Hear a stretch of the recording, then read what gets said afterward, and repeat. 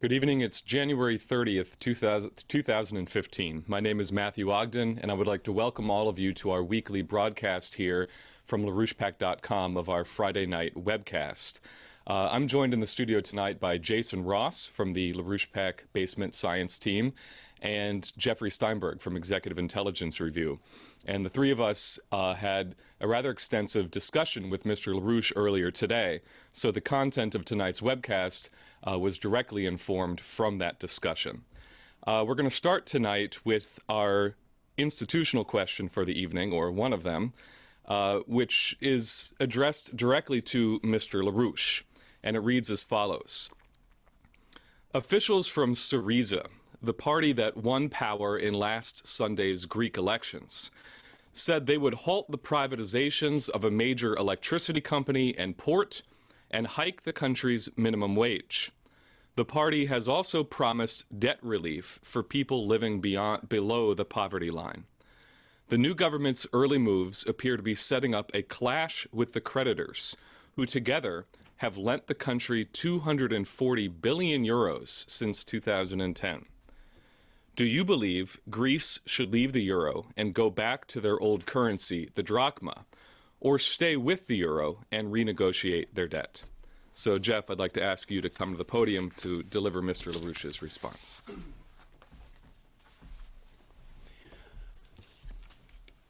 Mr. LaRouche's view on this is that the Greek elections of last Sunday represented a stunning repudiation of the austerity policies of the Troika and of the fact that Europe is, like the United States, awash in gambling debt that can never be paid and, in fact, is not appropriate to be paid in the first place. So Greece is in a very unique situation.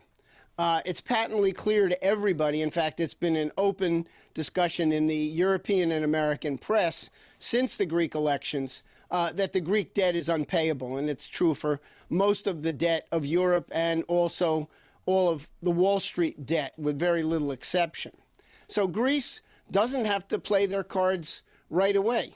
The option of leaving the euro is always there, and in Mr. LaRouche's judgment, Greece should play the debt bomb, use the fact that they are obviously in a position to leave the euro with unknown and unforeseen consequences, and they should use that as leverage for forcing the issue of a serious renegotiation of their debt. Now, there is an important historical parallel, which was discussed at some length in an article that appeared 2 weeks ago in Executive Intelligence Review by Paul Gallagher and Dean Andromedis in anticipation of last Sunday's results in the Greek elections.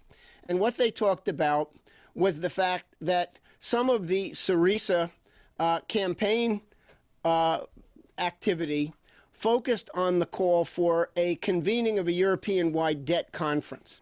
In other words, it's not just Greece that is suffering from the consequences of massive austerity and, in fact, decades of gambling and looting and raping of its economy.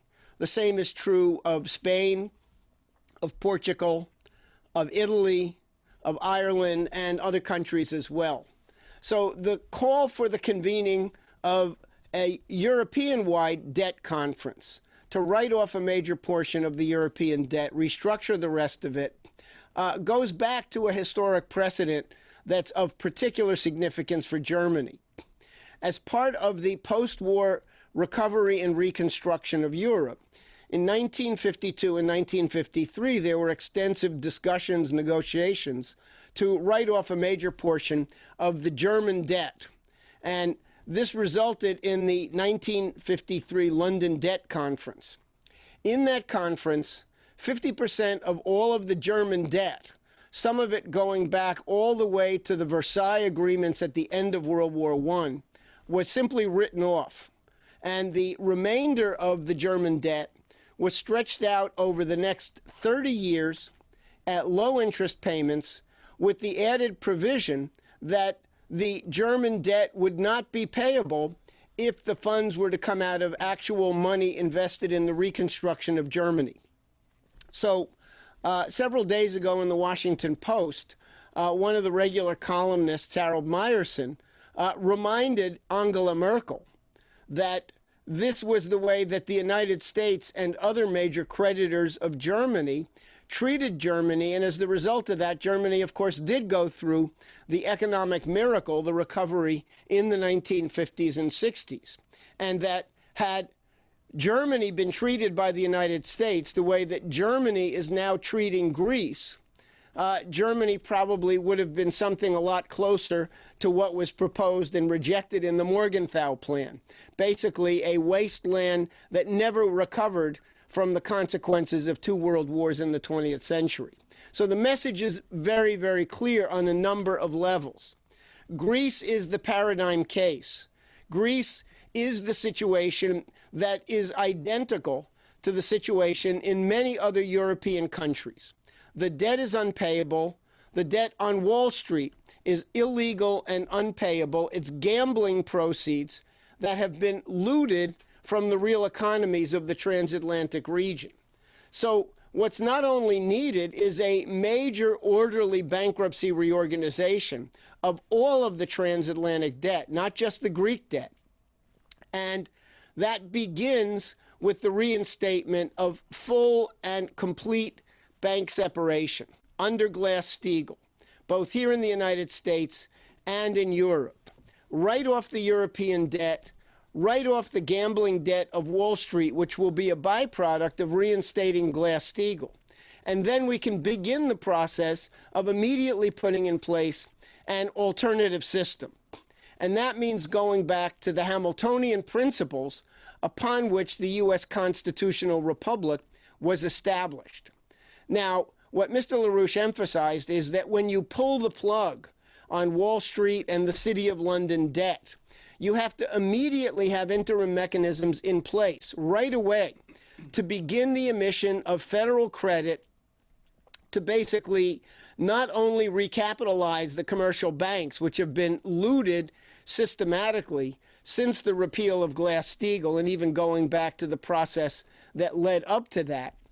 And that recapitalization through federal credit must immediately go towards capital-intensive investment in the real economy, particularly in infrastructure, in major areas of job creation, in revitalization of science and technology, revival of the space program, all of those things.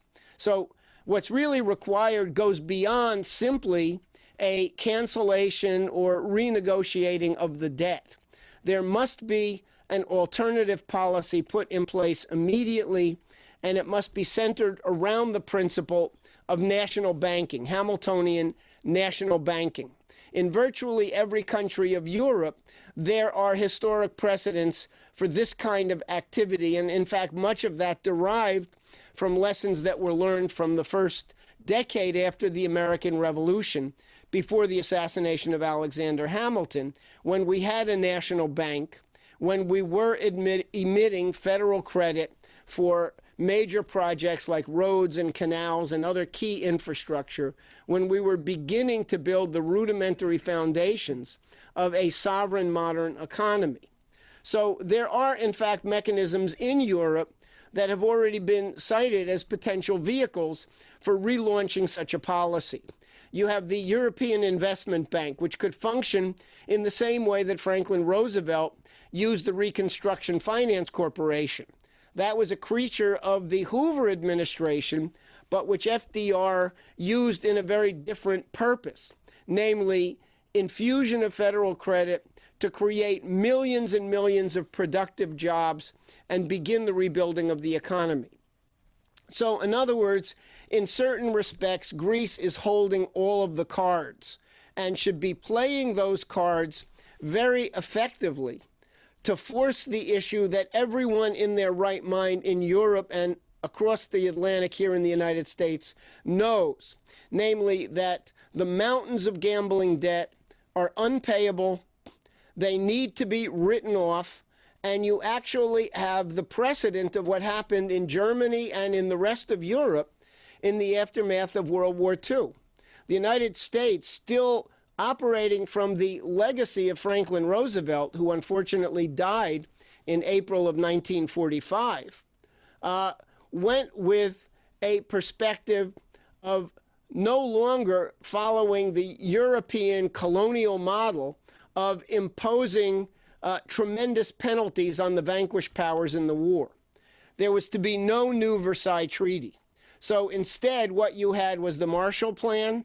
You had the establishment in Germany of a credit emission bank, the Kreditanstalt für Wiederaufbau, and you had the London Debt Conference of 1953 that wrote off and then stretched out all of the German wartime and pre-war World War I debt. So those models are there. It's a question of whether or not there will be enough political intelligence among leading political circles in Europe and here in the United States to put into practice policies that have been tried and tested and have proven to work. Whereas everything associated with the gambling operations of Wall Street and London, particularly over the last 20-year period, have led to nothing but destruction, impoverishment of the overwhelming majority of the populations of both sides of the Atlantic. And it's time to use the revolt that occurred in Greece, the historic repudiation of the criminal policies of the New Democracy last government in Greece, and the demand for a new pathway.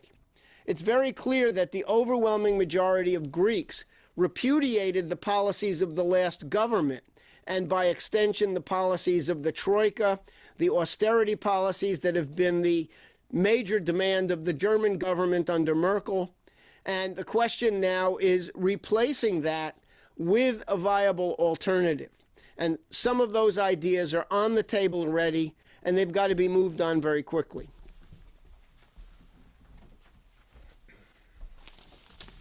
Now, we have a second institutional question that came in this evening from Russia, which is an inquiry into Mr. LaRouche's reading on the extent to which there is serious opposition to Obama's war policy coming from within the United States establishment at this time. Obviously, this comes in the context of the insanely provocative statements that Obama made during his recent State of the Union speech concerning the escalating drive for war against Russia, which everyone knows is ultimately aimed at regime change in Moscow. This question points in particular to the recent article published by Leslie Gelb, in which he calls for purging the entire Obama inner circle, most particularly Obama's national security team. Gelb is a highly esteemed voice within the certain foreign policy circles here in the United States, having served as president of the Council of Foreign Relations from 1993 to 2003, 10 years, and now serving as the president emeritus of the CFR. So what he has to say is something to be taken as indicative, at least, of a much broader sentiment among policymakers generally. So what Gelb said in this article, which was titled, "This is Obama's Last Foreign Policy Chance," published on January 14th, was the following. "The president's team cannot be trusted to conduct U.S. national security policy and must be replaced at once. The Obama team lacks the basic instincts and judgment necessary to conduct U.S. national security policy in the next 2 years. It's simply too dangerous to let Mr. Obama continue as is, with his current team and his way of making decisions.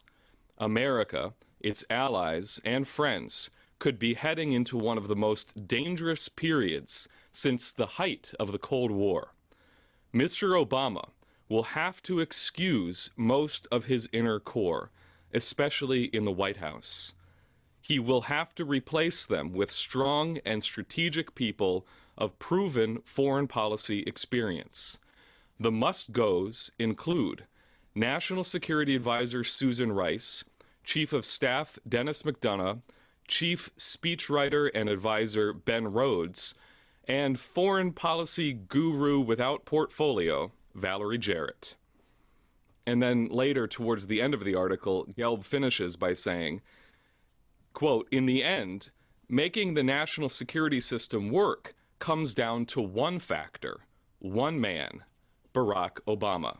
He is the key problem, and he's the only one who can bring about a solution."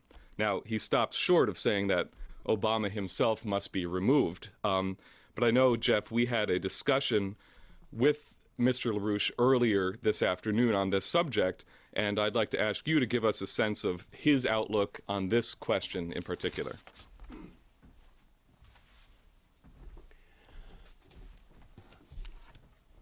Mr. LaRouche's view is very simple. It's Obama who's the problem, and it's Obama who's got to go.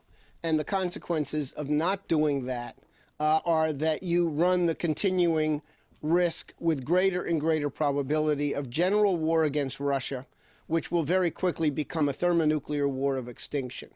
That is not only Mr. LaRouche's view and concern, but that concern has been being echoed in many voices, not just Leslie Gelb, just in the past week. Since last Sunday, the day of the Greek elections, you've had a joint column in the Washington Post by two former senators, Sam Nunn and Richard Lugar, who were the authors of the Nunn-Lugar bill, which provided decades of funding to assist Russia in dismantling the elements of its nuclear weapons program and nuclear stockpile that were no longer being used. And that was an enormously successful program. But Congress in December cut off the funding of that program, and as the result of that, the Russians announced several days later that they were withdrawing from cooperation in a range of nuclear disarmament areas, responding very precisely and specifically to the actions of Congress. You had Theodore Postel, who is one of the leading nuclear weapons experts, nuclear disarmament experts at MIT, writing the same day in the Boston Globe that we have never been closer to the danger of a either intentional or accidental triggering of thermonuclear war. And Postel reviewed various programs of modernization of the U.S. strategic nuclear arsenal and warned that the warning time for either Russia or the United States to determine whether or not a nuclear launch had been initiated against their territory and respond by a counterstrike was now reduced down to 3 minutes. In other words, the actual decision-making time for whether to actually go to full-blown global thermonuclear war is reduced down to the time in which one and only one person can even make the decision and issue the order. That same warning was presented on the Russian side in an Interfax interview several days later by Igor Ivanov, who was the former foreign minister of Russia for quite some time. And then yesterday, yet another statement was issued by former Russian President Mikhail Gorbachev, who's been for decades more associated with the European oligarchy than anything represented by Russian nationalism. Yet he, at this point, has been repeatedly warning. So you have a network of Russian, American, European leading voices that are highly respected establishment figures that are saying we are on the edge of thermonuclear extinction.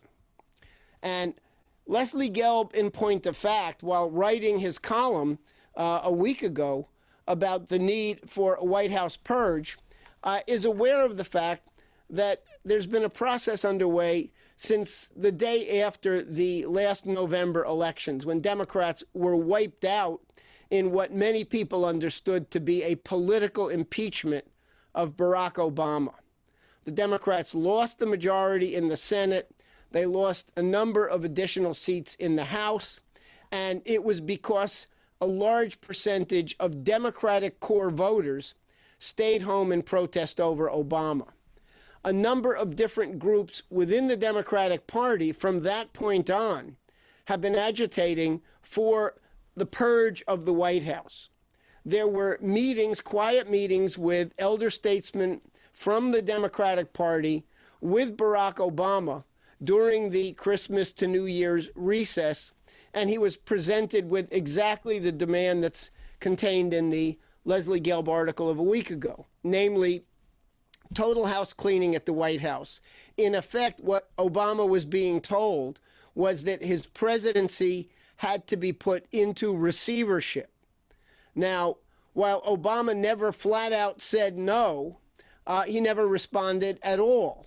And now we've reached the point where those demands are still on the table, but they've been superseded by a recognition which has been Mr. LaRouche's recognition, frankly, since the spring of 2009, that the problem is Obama.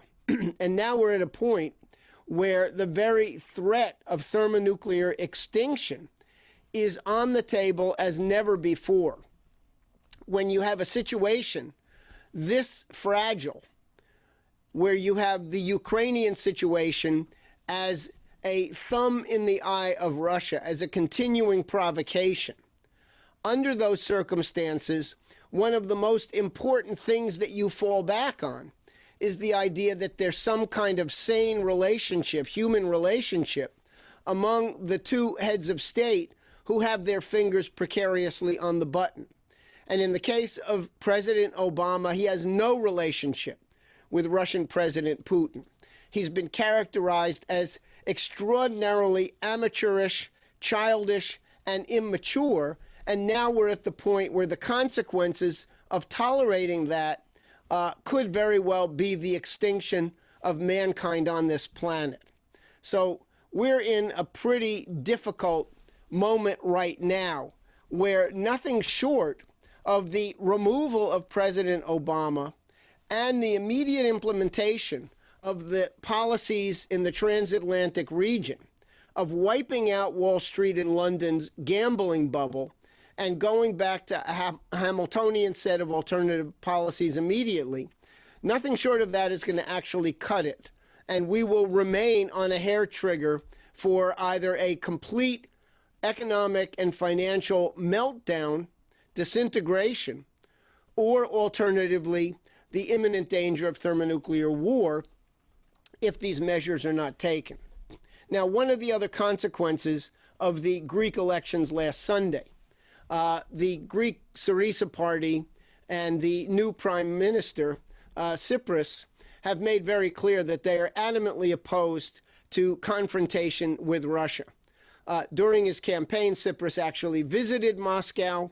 His coalition partner in the independent Greek party, Panos Kamenos, also has good, strong historic ties with Russia, despite being on the conservative side of the political spectrum in Greece. And so today, or yesterday rather, when European foreign ministers convened, and there was a clear attempt led by the British to get new sanctions imposed against Russia, meaning further escalate the drive towards war, there was a pre-announcement before the meeting even began by the European Commission claiming that there was a, quote, unanimous consensus among all of the EU foreign ministers to go for new sanctions.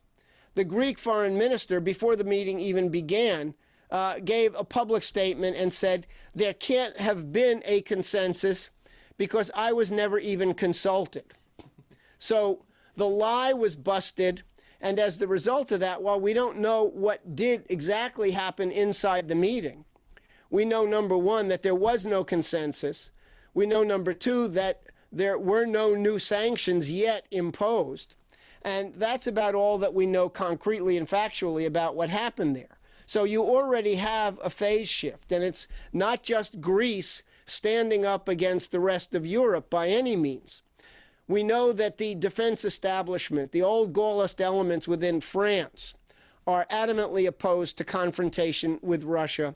They oppose further sanctions. The governments of Hungary, Austria, the Czech Republic are in opposition. And people are scratching their heads trying to understand why it is that more and more frequently of late, the German Chancellor Angela Merkel appears to be a lapdog for British Prime Minister David Cameron and has been hewing to the British line of confrontation against Russia on behalf of the City of London and Wall Street. So, again, to sum it up, a cleaning out of the White House staff, as tempting as it might seem, doesn't cut it. Nothing short of Obama's removal is in any way a guarantee that we are not staring into the abyss of thermonuclear war.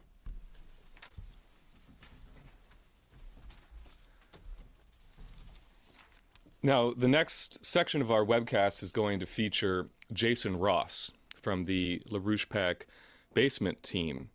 And I'm going to ask him to address a specific question, which he'll have a chance to elaborate a little bit more fully. As our viewers know, Mr. LaRouche has been quite emphatic about the significance of the Chinese lunar program, and especially its vision of mining and exploiting the helium-3 that is on the surface of the moon. And Mr. LaRouche's emphasis has been particularly on the fact that he says this is an embodiment of the spirit of Johannes Kepler. Now, over the course of last weekend, Mr. LaRouche had a expansion of this idea during discussions that he had with members of his team, and he said that what this Chinese lunar program will do will make a unique and useful contribution to the question, what is mankind? So, Jason, I know you've been involved in these discussions with Mr. LaRouche. I would like you to tell us a little bit more about this idea. All right. Well, there's been some, and this is an ongoing discussion. For example, on Wednesday on the weekly report or the weekly basement discussion here on the LaRouche PAC site, this was discussed from the standpoint of Vladimir Vernadsky and the ability to look at the human species as a geological force or as a biological force, and how if you examine the characteristics of the human species over historical time, it would seem as though you were observing a different species, that we change in ways that are seen only over evolutionary time in the biosphere itself. What I'm going to take up today is this Keplerian dimension of things. Kepler, the scientist, had put on the table and developed, really created modern science, and he did it in a way where he was very explicit about how he thought about those things and about the resonance, the connection, the similarity between the functioning of our minds and the functioning of the universe as a whole, which not only brought us science, but it brought us a proof of the magnitude of the power of the human mind, of the real magnitude of the human soul. So, to address this question, how does Kepler give us an answer to what is mankind? LaRouche said, take two approaches to this. The classical approach of what Kepler had done in his day, and then also take the modern approach and how China is embodying this with their work at present. So first, the classical part of things. Kepler used a technique that was developed by Nicholas of Cusa, a technique that Cusa called the coincidence of opposites.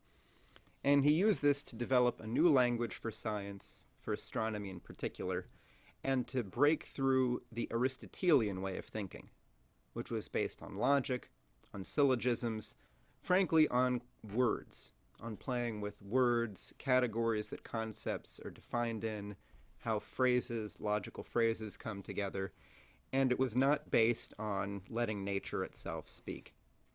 One particular tenet of Aristotle that Cusa and Kepler demolished was Aristotle's conception that you can't have both A and not A.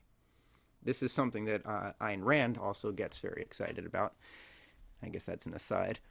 So you got Aristotle, you can't have both A and not A. There are not contradictions. True knowledge is an avoidance of contradiction. That's how you know that you're right. Cusa gave examples of how that's actually not how to be right. It's certainly not how to discover anything. So Cusa distinguished between the world of the senses, the rational level of understanding based upon those senses, and a higher intellectual level of understanding that was reached only by contradictions among those senses. As an example of this, we can take how Cusa uses the infinite in Book 1 of his work called On Learned Ignorance, Didacta Ignorantia. There, Cusa uses geometrical analogies extended to the infinite to give a way for his reader to understand what his conception of God is as a specific lack of knowledge. We're going to be hearing more about that, a specific kind of lack of knowledge, a learned ignorance. A specific kind of ignorance is itself a form of knowledge for Cusa. How could that be? He gives some examples. He says, one thing, in the infinite, a circle and a line no longer oppose each other. They aren't really different shapes anymore when you take these concepts and extend them to the infinite. This is a way of making a point about the infinite, even though obviously a circle and a line are easily differentiated when they're of a finite size. He says that God is the type of maximum to which nothing is opposed, not even the minimum. How can you have a maximum that's not opposite to a minimum? What kind of maximum is that? He says that we would attain a shadow of this vision of God by consideration of ways in which our understanding failed to reach him, by developing a specific shape of the ineffable, by knowing in what way it was ineffable, by what way specific contradictions in thought could be created to get at it. That's really only a shadow of what Cusa does. People have read it. It's a tough thing to try to summarize briefly. Partly because his whole work is a constant challenge to your thinking and not adding things to your thought. This act of thinking, this discovery process that he enlivens in the mind, is itself the way to an understanding of God in his view. Now, in Book 2 of this work, of On Learned Ignorance, Cusa takes up the universe, the created world. And he does this by looking at how the universe itself defies logic and defies understanding based on sense perception, based on the senses.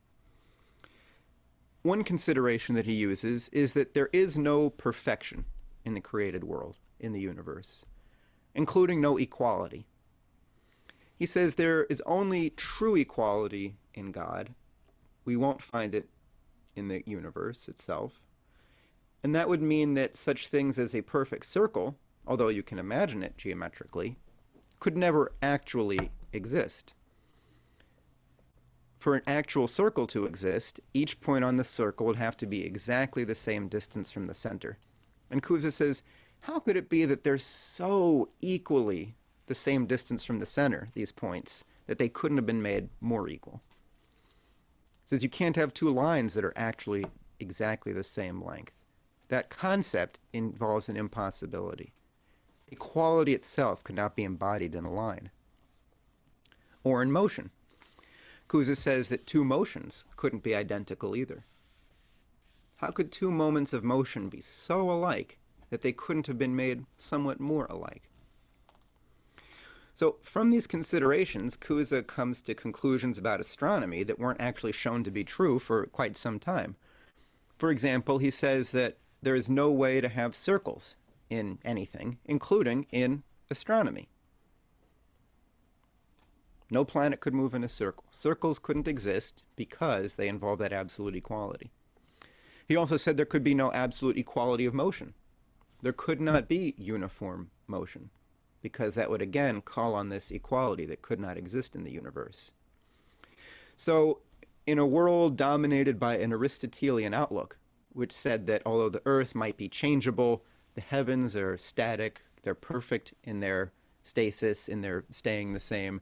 The heavens are perfect in their geometrical existence. They're perfect, God traced them out with a compass and a ruler. Cusa says, no, it actually can't be like that. It's impossible. and that these concepts will not be able to be the guiding understanding behind astronomy. He was way ahead of his day on this. Now, to say something about, well, to get into Kepler, we have to have some background on what astronomy is, on how it got to the state it was by the time Kepler hit the scene around the year 1600. So, among the stars in the sky, there are some which move. There's also obviously the sun and the moon, which move quite a bit, but also some stars themselves move over time. That although almost every star stays in place from night to night if you go out and look at them, you find some that are moving stars, wandering stars. The planets called these stars wanderers. The Greek word wanderer gives us the English word planet. That's where the word comes from. So let's take a look. We see in this video here a type of motion that these stars might make. So here you've got, let's say, Mars, and we're watching it move. This is sped up over years and years. Every couple of years, Mars moves backwards. You have to imagine against that background that we have all the constellations, Cancer, Leo, all the other ones. And so Mars moves mostly in one direction, but also goes backwards. It only goes backwards when it's opposite the sun. That is, when it's in the constellation that's at its peak at midnight. Mars always moves quickly when it's near the sun, when we see it at dawn or at dusk, backwards when it's at its peak at midnight. And you can see that these retrogressions, these going backwards, they have different sizes and different parts of the orbit. So Mars has a backwards motion, which is somehow tied to the position of the sun. It also has some parts of its orbit where it seems to overall move faster, and some parts where it overall seems to move slower. So how to explain that? That's a difficult thing. So Claudius Ptolemy, you may have heard of, Ptolemy, 2,000 years ago, he had written a book, the Syntaxis, also known as the Almagest. He wrote a book where he explained how the planets moved, sort of. He explained how that dot in the sky would move, at least, although he didn't claim to know anything about what was physically happening. The way he did it was he used 2 circles for each planet. So each planet would overall move on a circle through all the stars, through all of the constellations, and on that circle would be a second smaller circle that spun more rapidly and would cause, by their combined motions, Mars or any other planet to sometimes get pulled backwards, to have these backwards motions. The other aspect of things was to explain the fact that overall there's a part of Mars's orbit where those retrogressions are shorter, and there's another part of the orbit where they're longer and they occur more commonly. To explain this, Ptolemy used the second thing that Cousin proved couldn't exist. He used a certain kind of uniform motion. So what he did was, and we'll see that in this video you see here, that instead of having the Mars simply move around the Earth, this is ignoring the second circle upon it, he first tried moving the center of Mars's orbit off to the side. And that helped somewhat. And then you see the motion there. He put the center of Mars's orbit in between the Earth and the point on the right around which Mars moves at a constant speed. That point on the right is called the equant. That was a difficult thing to take in. Let's watch that one more time. So you can see how the retrogressions would look if Mars simply moved uniformly. Here, we move it off-center. The retrogressions are in the right spot, but the lengths are long. One more adjustment. We separate the center of position and the center of motion, and Ptolemy matches the observations pretty well. And that was his goal, to match the observations. So that point on the right is called the equant point. We'll come back to that with Kepler.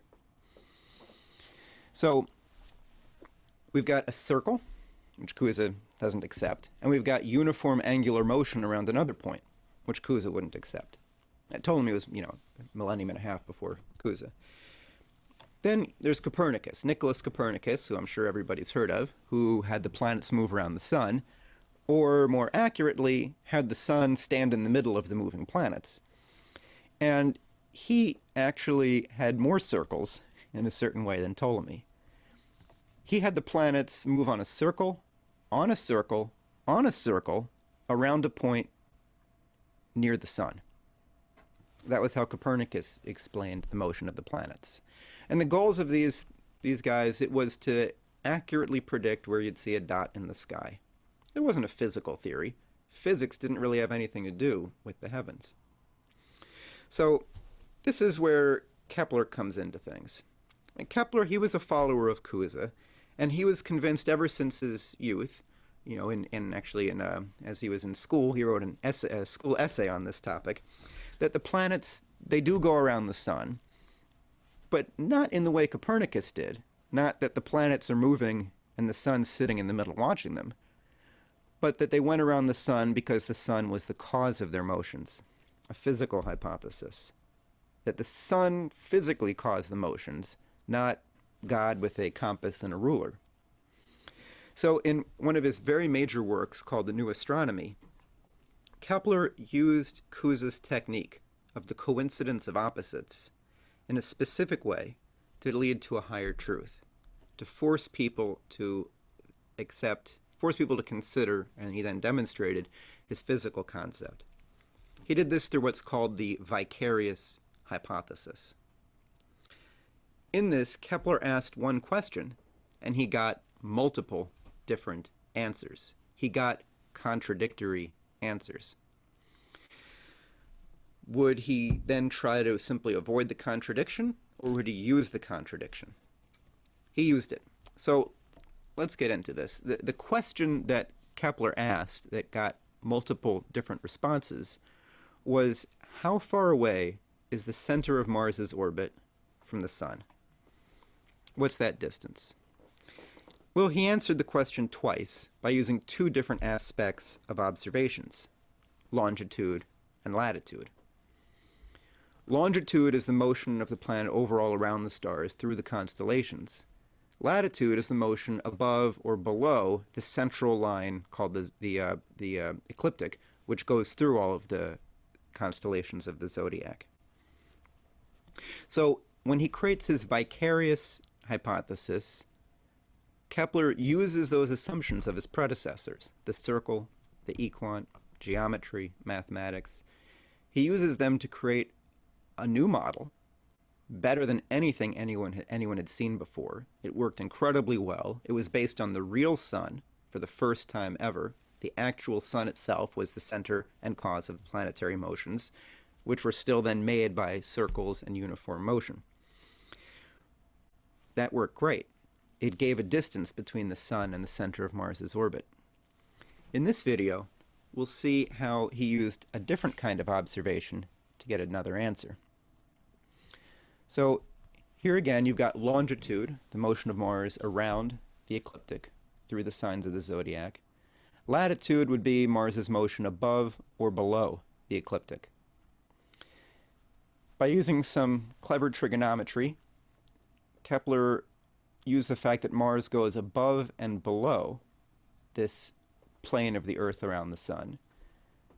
And by solving for some triangles, he was able to figure out all of the distances that you see here. Meaning he was able to get that distance in the middle. How far away is the center of Mars's orbit from the sun? He got this green length. Now, there was one trouble. That green length was not the same length that he had gotten before. It wasn't the length that he had in the vicarious hypothesis. So in this next video, we'll take a look at a comparison between the two. What we're going to see is how, when Kepler adjusts the vicarious hypothesis to use this length, which came from latitudes, a problem arises. And this problem was key in his work to reform and develop a new astronomy. So we have that green length here, and if you can see it, there's another purple length. Oh, Okay. So what you see here are two different places where Mars's center of its orbit could be. The orange one is based on latitudes. The red one is based on longitudes. The difference between where these models say that Mars will be is 8 minutes. A minute is a 60th of a degree, just like it's a 60th of an hour in time. So, to say that again, Kepler created a model using longitudes. It worked great. It included a distance that was in doubt, that was derived indirectly. He then used latitudes in that model that you saw with Mars coming up and out of the plane to get its distance more directly. That new distance, which was indicated in green, doesn't work with the other one. If he adjusted his vicarious hypothesis to have that green distance, it broke. So he got two contradictory answers. Either the distance is the green distance or the purple distance. It would either be the orange center or the red center here. Those are two different distances. And they're also two different positions. Is Mars seen along that red dashed line or along the yellow dashed line? Well, you can't have it both ways on either of them. You can't have two different distances. You can't have two different positions. And what the data showed was opposite for each. The longitude data suggested one direction. The latitude data suggested one position of that center. So we have two different answers here. What does this mean? Well, both answers can't be right. They preclude each other. When you have one, you lose the other one. And Kepler says that this 8 minutes difference is the key to a reformation of astronomy, a key to a whole new approach to things. So what he concludes is that this proves that the approach was wrong, that trying to explain things from the standpoint of the senses, of motion itself, wouldn't do. We had to bring in a physical cause for why the planets moved the way that they did, going beyond the senses. We have to find a unifying conception under which the contradictions would no longer exist. Kepler did that. He made a physical astronomy. He explained how the sun would cause the motions of the planets. He had only one measure for that distance between the sun and the center of Mars's orbit. He had only one position that Mars would be, and it was right. And he forced people to break out of that Aristotelian view and bring physics out into the heavens, to make cause the reason for why things are, and he used a contradiction to create that new thought. While Cusa showed that a shape couldn't be the same over time or a cause, or that equal motion itself couldn't be a cause, a principle, which is always equal to itself, that's a different kind of thing.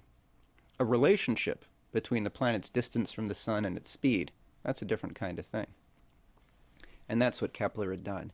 Yes, he did say that planets moved in ellipses, but the ellipse was a result, in his view, of two different powers acting on the planets.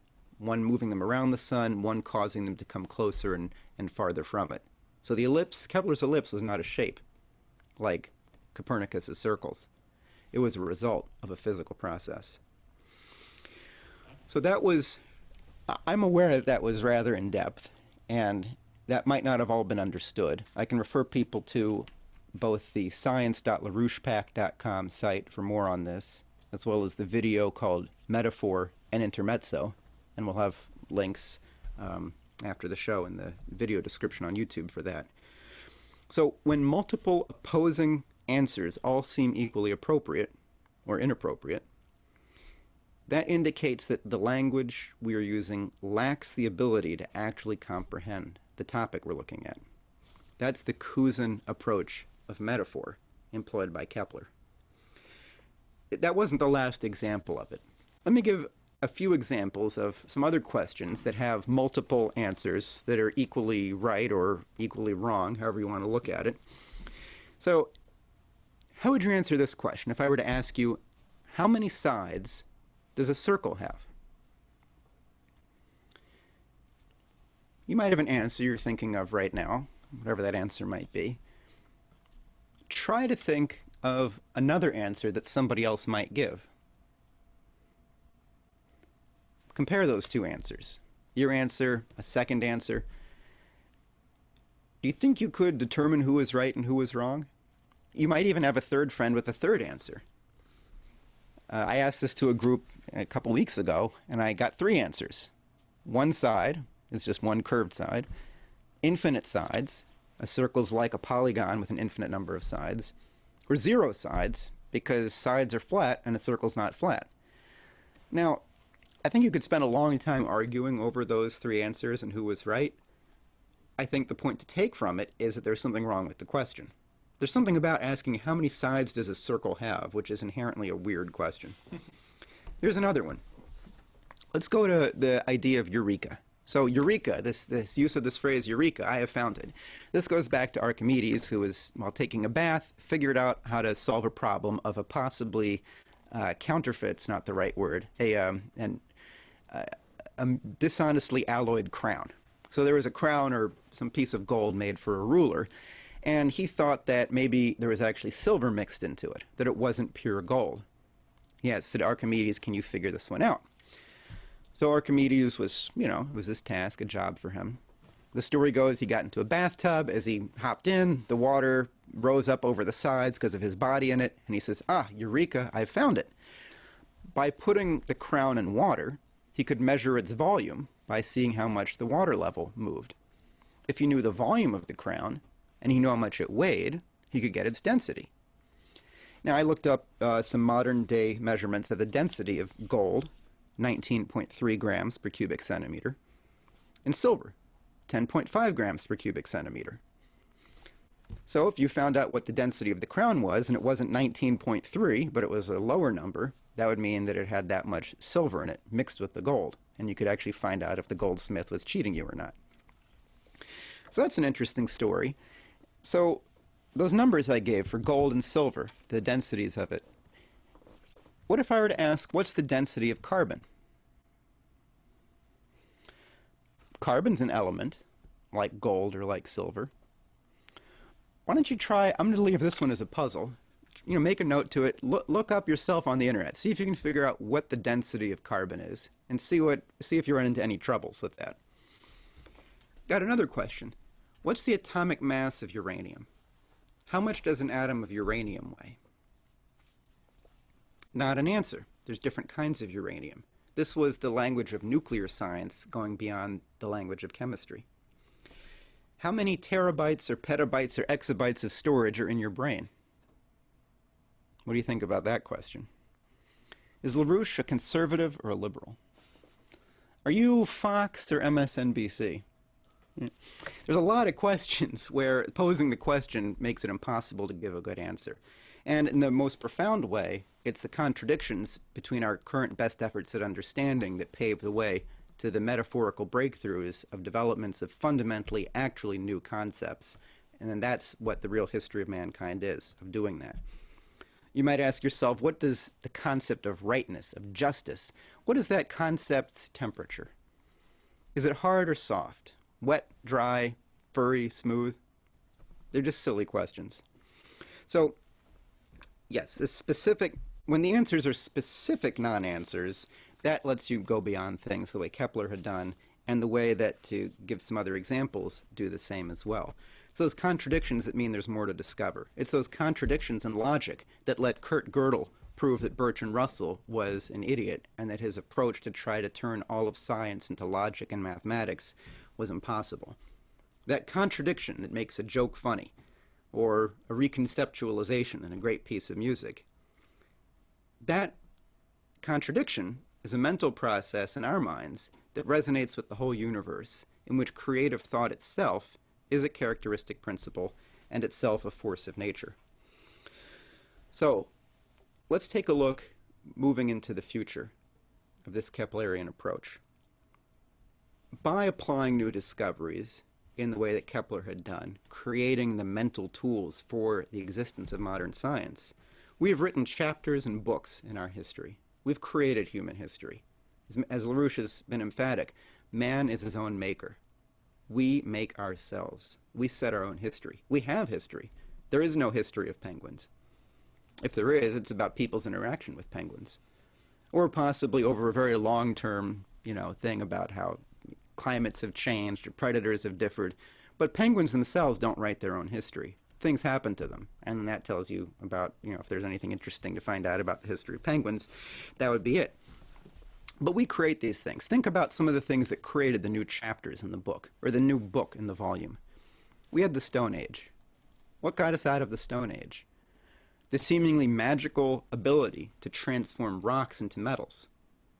Rocks and metals are very different substances. It's hard, it's not very often that you're not sure whether something that you see is rock or metal. They're pretty different.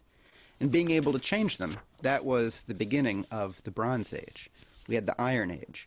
We had the development of agriculture, being able to plant seeds, to find food where you would like to find it in the future instead of looking for it, to create new kinds of food, to develop corn, to do grafting, to develop new fruit trees. This is something that we did. We made new kinds of life. We've been making new kinds of life for thousands of years. This isn't a new thing. Astronomy, navigation, the use of compasses for your directions, reshaping the land with irrigation, with canals, using mills to do the work of animals or of ourselves. The Renaissance, the great breakthroughs in art and music that let us develop a more powerful image of ourselves, which itself would enable us to do more in other fields. The modern science created by Kepler, Cusa, Leibniz, Gauss, Riemann, others, the list goes on. These things unleashed tremendous changes in our relationship to nature. Those things defined us as a species, as a changing species, our most characteristic. Creation of new materials, the chemical revolution, electrolysis to create metals that were almost impossible to separate before, like aluminum. It's a common metal now. Go back 150 years, it was incredibly rare and one of the most expensive substances that existed. It was used to cap the Washington Monument because it was such an exotic metal and such an expensive one. Today, it almost seems like, why would you put aluminum on the top? That seems kind of cheap. Is it just Reynolds wrap? But not at the time. At the time, it was something very special. Or, just give a few other examples. Painkillers, antibiotics.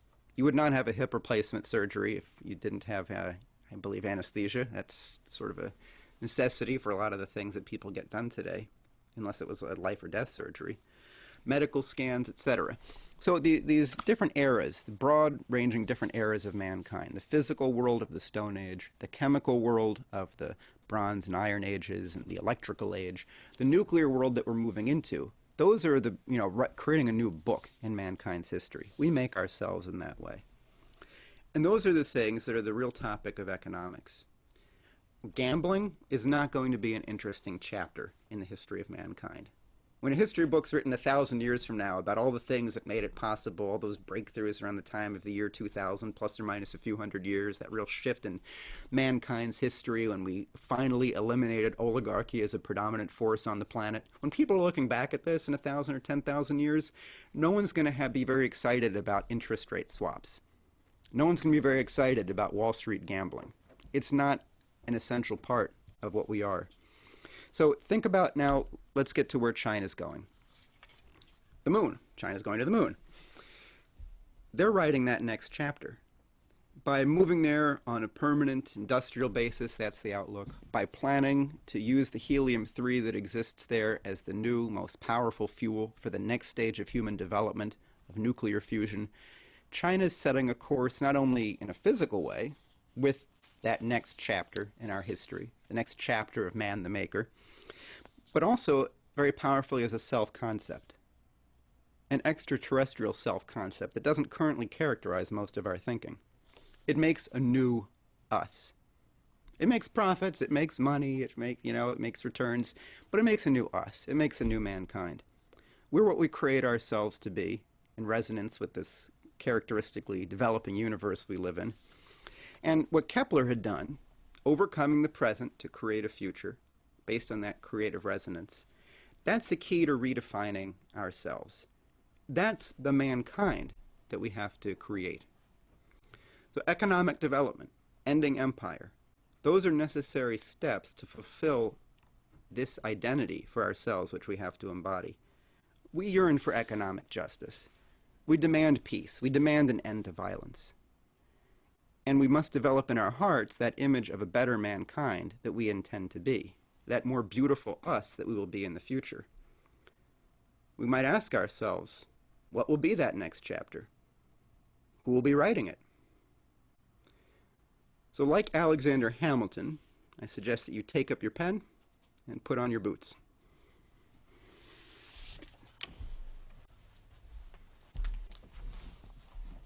Thank you very much, Jason, and thank you very much, Jeff, for joining us tonight. That's going to bring a conclusion to tonight's broadcast. Thank you for tuning in. Please stay tuned, and good night.